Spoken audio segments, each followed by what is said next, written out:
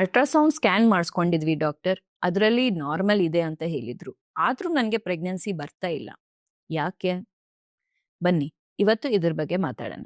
ನಮಸ್ಕಾರ, ನಾನು doctor Sneha Shetty, clinical director, chief fertility specialist, laparoscopic surgeon ಮತ್ತೆ ಗೈನಕಾಲಜಿಸ್ಟ್, ವ್ರಿಕ್ಷ್ ಫರ್ಟಿಲಿಟಿ, ಬೆಂಗಳೂರು ಇಂದ. ಅಲ್ಟ್ರಾಸೌಂಡ್ ಸ್ಕ್ಯಾನ್ನಲ್ಲಿ ನಮಗೆ ಗರ್ಭಾಶಯ ಹೇಗಿದೆ ಮತ್ತೆ ಗರ್ಭಾಶಯ ಬಾಜು 2 ಮೊಟ್ಟೆ ಶೀಲ ಓವರೀಸ್ ಅಂತ ಇರುತ್ತೆ. ಈ ಓವರೀಸ್ ನಲ್ಲಿ ಎಷ್ಟು ಫಾಲಿಕಲ್ಸ್ ಕಾಣಿಸ್ತಾ ಇದೆ ಅಂತ ಇದು ಎರಡೇ ಗೊತ್ತಾಗುತ್ತೆ ಅಷ್ಟೇ.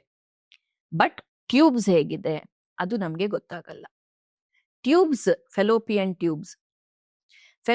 ಟ್ಯೂಬ್ಸ್ ಅನ್ನೋದು ತುಂಬಾ ಇಂಪಾರ್ಟೆಂಟ್.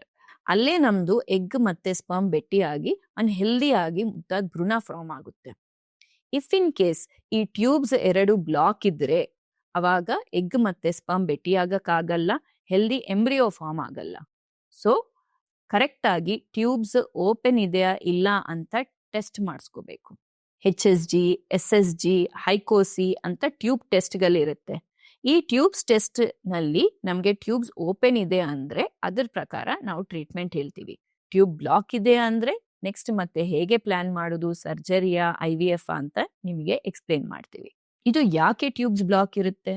ಇಫ್ ಇನ್ ಕೇಸ್ ಏನಾದ್ರು ಇನ್ಫೆಕ್ಷನ್ ಇದೆ, ಇಲ್ಲ ಸೈಲೆಂಟ್ ಎಂಡೋಮೆಟ್ರಿಯೋಸಿಸ್ ಇದೆ, ಇಲ್ಲ ಏನಾದ್ರು ಪ್ರೀವಿಯಸ್ ಸರ್ಜರೀಸ್ ಇದೆ, ಇಲ್ಲ TB ಇನ್ಫೆಕ್ಷನ್ ಇದೆ, ಈ ತರ ಸುಮಾರು ಕಾರಣಗಳು ಇರಬಹುದು. So correct test, correct treatment is equal to a happy healthy pregnancy.